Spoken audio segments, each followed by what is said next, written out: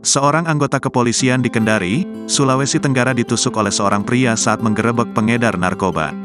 Kabar penusukan polisi ini viral usai beberapa akun Instagram, salah satunya @sultra24jam, Selasa, tanggal 20 Februari tahun 2024, mengunggah kondisi anggota polisi tersebut yang terbaring lemas di rumah sakit.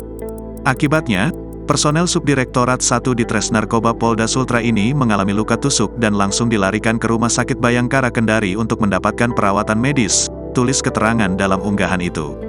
Kejadian itu sendiri terjadi di Kelurahan Kampung Salo, Kecamatan Kendari Barat, Kota Kendari, Sultra pada Selasa, tanggal 20 Februari tahun 2024 dini hari.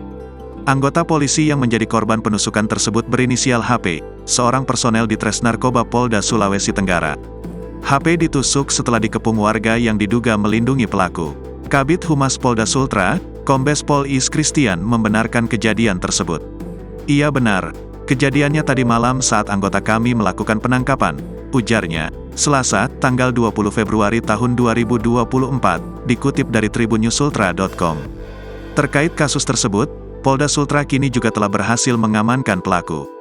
Sebanyak 4 mobil Brimob nampak melintas di Jalan Pembangunan, dan Jalan Dr. Muhammad Hatta saat akan melakukan penangkapan pelaku.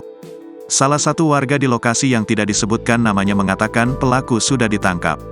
Sudah dibawa tadi, ujarnya saat diwawancarai, Selasa, tanggal 20 Februari tahun 2024, dikutip dari tribunnewsultra.com. Sementara itu, sumber internal Tribun News Sultra mengatakan pelaku penusukan tersebut masih remaja. Namun, pihaknya tidak memberikan detail informasi terkait pelaku.